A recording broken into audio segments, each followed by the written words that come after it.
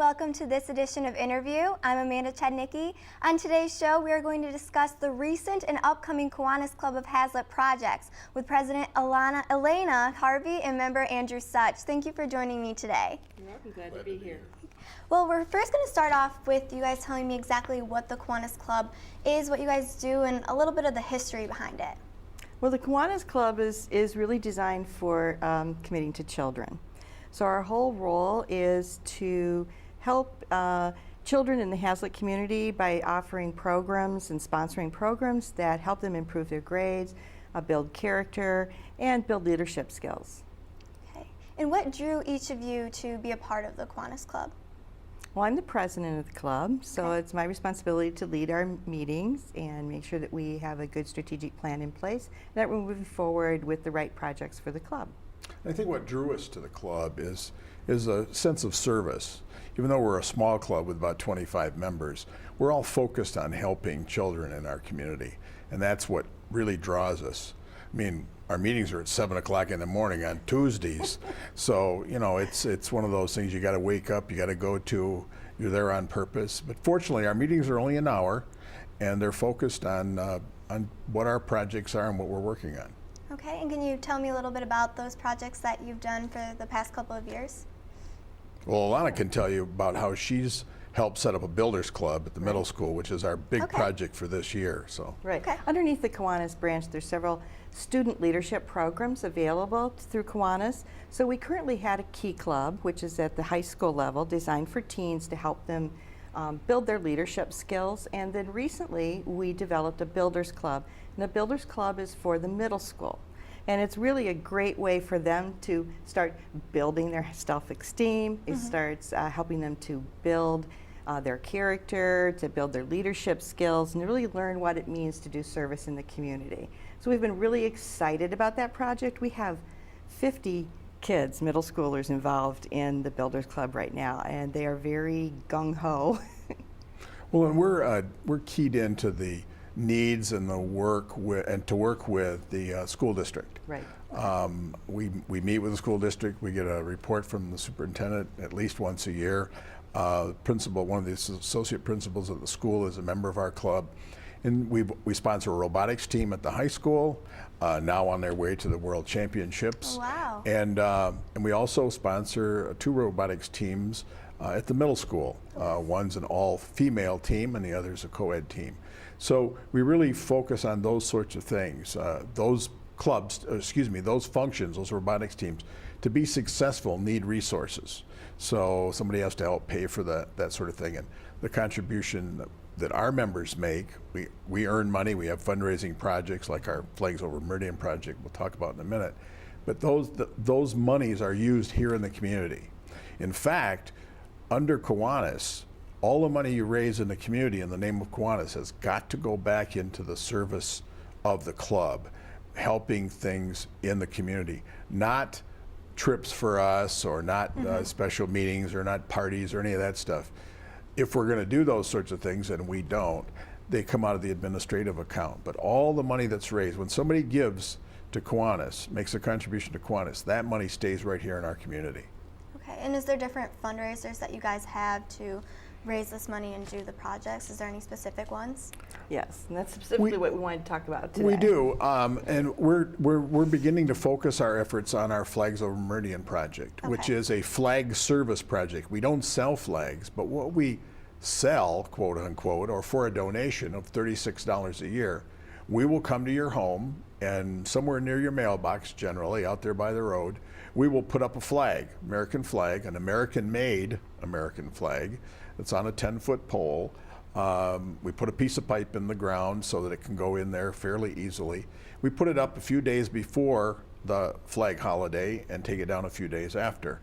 And there's 6 flag holidays that we've identified: Memorial Day, Flag Day, July 4th, Labor Day, 9/11, and Veterans Day. And those 6 flag events, we call them, get a flag in front of the house, and the person makes a $36 donation to the club, and it's a direct donation to our club, and it's a service. We don't sell flags, but we sell a service, and we've had quite a bit of success. We're now getting right near 100 flags in the community that we put up, and we're working in the neighborhoods, so people will, we may be out in your neighborhood in the next few months talking about what we do. We're kind of targeting May of this year to really focus on that.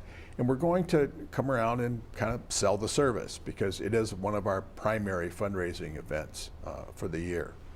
Okay, and what other projects do you guys have going on right now or that you're working on currently?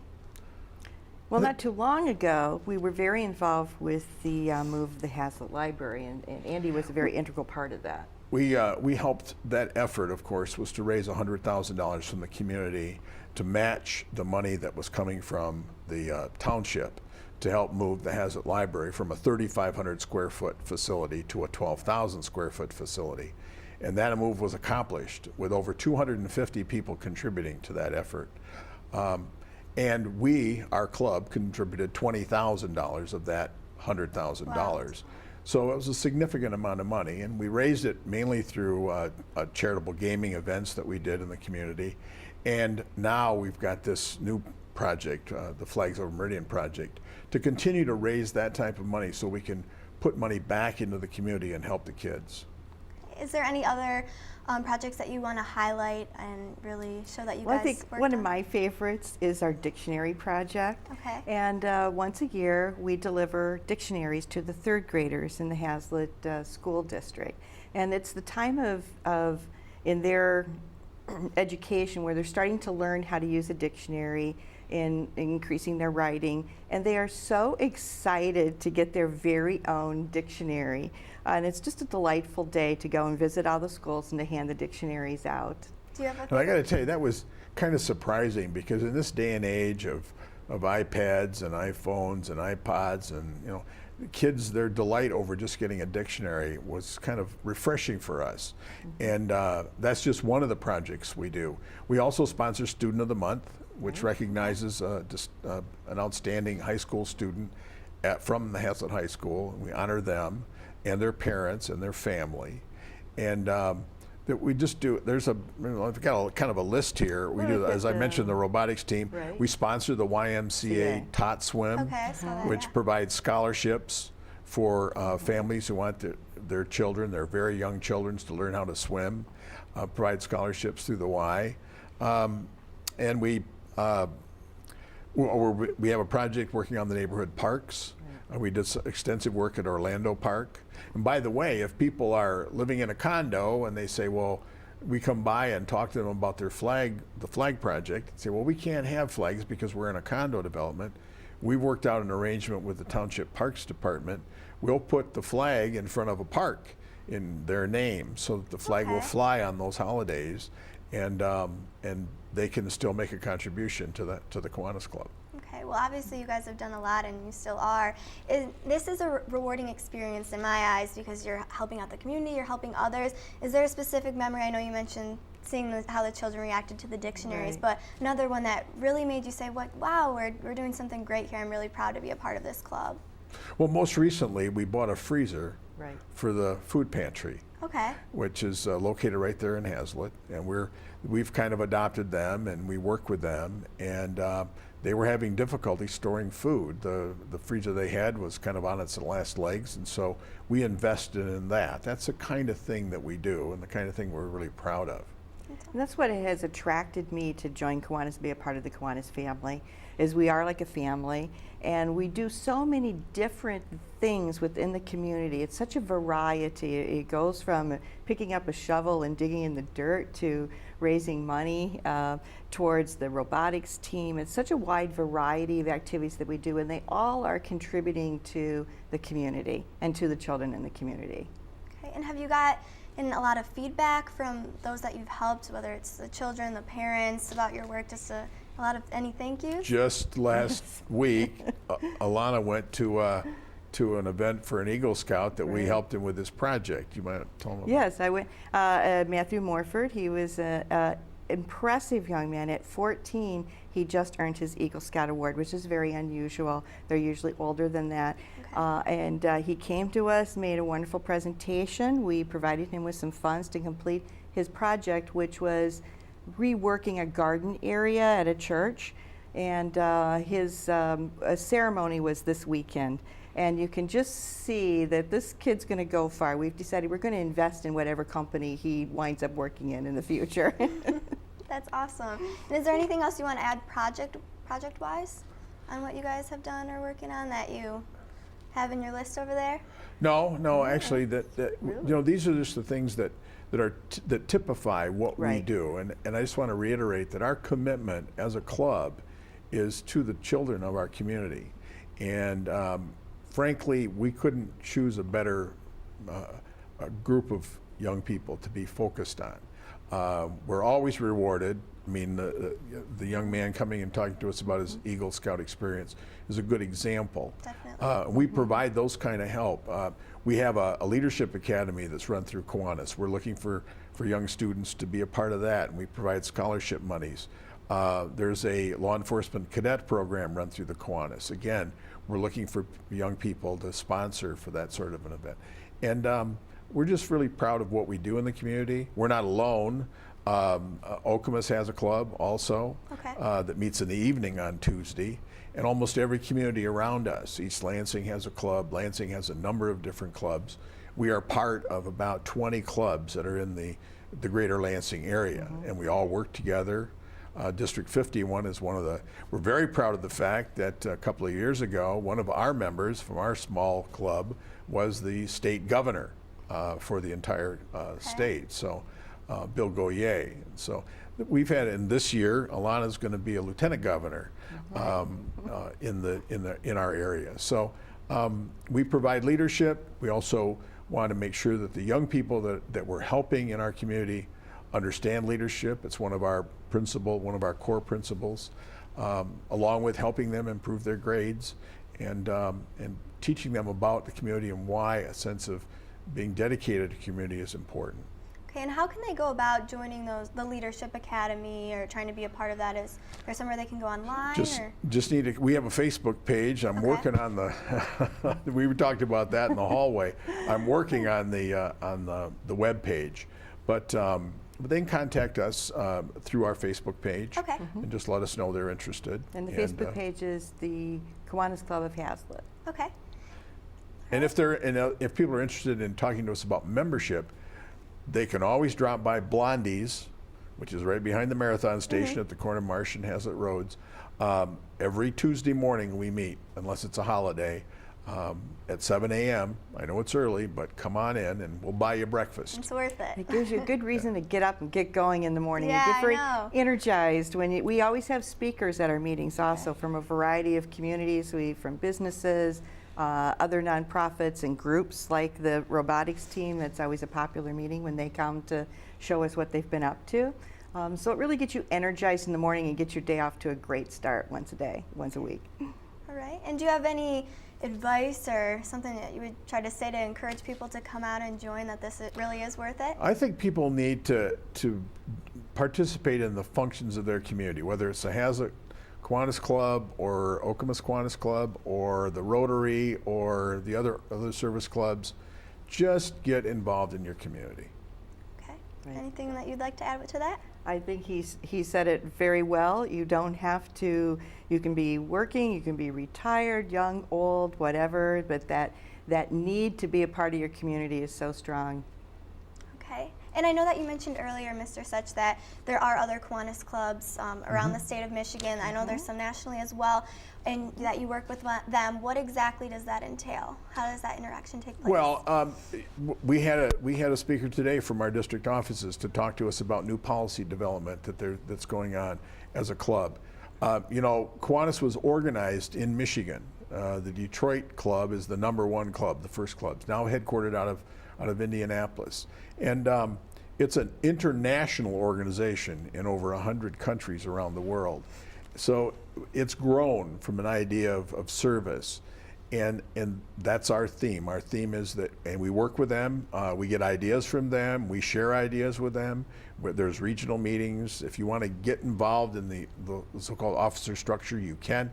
But if you just want to come, have breakfast, be with some good people in the community, talk about some of the projects, spend an hour there on a Tuesday morning and go home, that's okay too. And so it's just whatever level of commitment you want, you can get involved in. And we've been involved. I haven't taken any officer role outside of our community, but others have, and we've provided them with help to do that, et cetera. And so it's just a sense of community that there's other people out there. The entire our international objective right now is called Project Eliminate, which is to wipe out all tetanus. It's all neonatal tetanus. That's it, neonatal tetanus in the world. Right. And we've been instrumental in wiping out polio around the country, around the world, as an organization, and we have a tremendous commitment to do those projects. Right. For example, the Eliminate project is designed to eliminate neonatal tetanus. It's something that attacks newborns specifically. And so it's very crucial that women of childbearing age get 3 immunization boosters for $1.80. That's all it takes to immunize them from this really horrible disease that it's non-existent in the United States, but there's still 40 countries, primarily in Africa, Southeast Asia, southern China area, that this disease is just a terrible disease. It kills 1 in 9 babies that are born every day. And it's designed from spores that come in. It comes from unclean practices during childbirth. And so we've partnered with UNICEF for them to deliver the medication to these rural communities to try to wipe this out. So we have a goal of raising $110 million internationally with Kiwanis by the year 2015. At this point, we're halfway there. Oh, that's great. They're coming to it. Well, we actually have a video to go a little more in depth about that project itself, so we're going to go to that.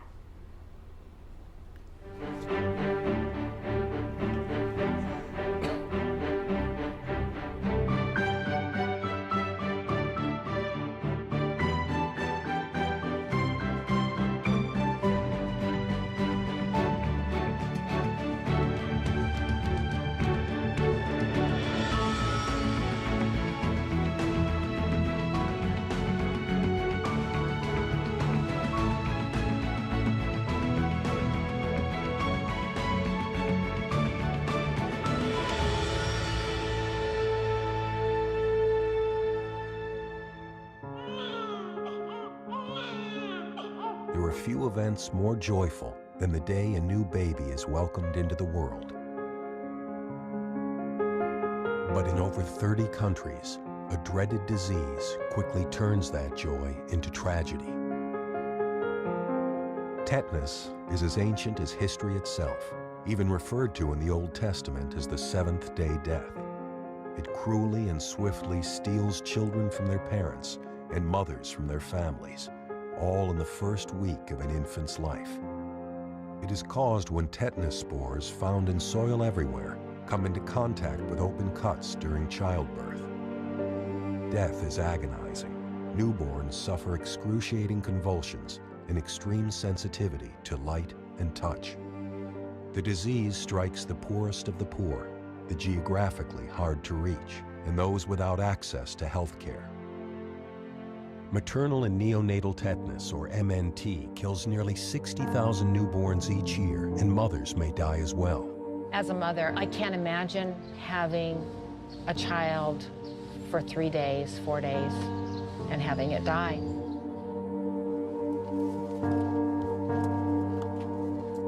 Even more tragic, these deaths do not have to happen. A life-saving and affordable vaccine that prevents MNT has existed for decades. It's unacceptable to see a disease which had disappeared from the developed, industrialized world to still occur in developing countries when we have a solution. Lucinda Pedro was forced to flee a refugee camp outside Luanda, Angola, when civil war broke out around her village. It was there that she gave birth to her son, Alfonso Domingos. After her baby was delivered, his umbilical cord was infected and the deadly MNT symptoms began. And 1,000 miles away, another parent sat anxiously while doctors tried to save her son, Mamouche's life. The baby's mother, Itanesh Base, never got her vaccination because she lived in a remote, difficult-to-reach region in Ethiopia.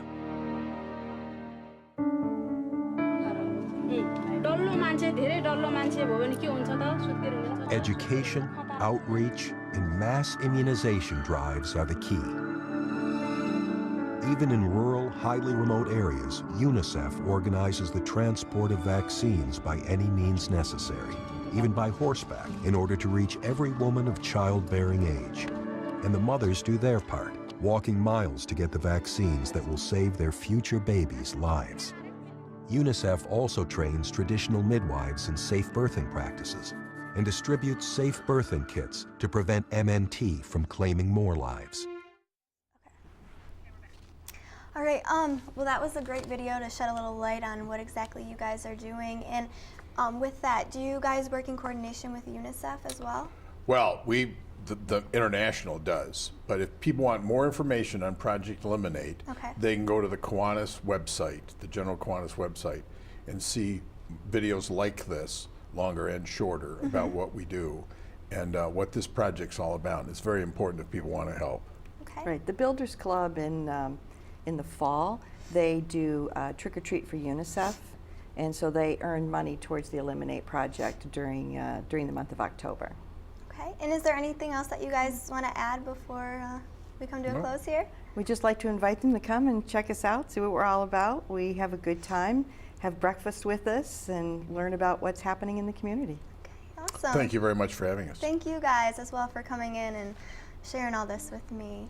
That's all that we have for this edition of InnerView. You can follow us on Facebook or Twitter at Home TV or use the hashtag InnerView. For Home TV, I'm Amanda Chadnicki. Thank you for joining us.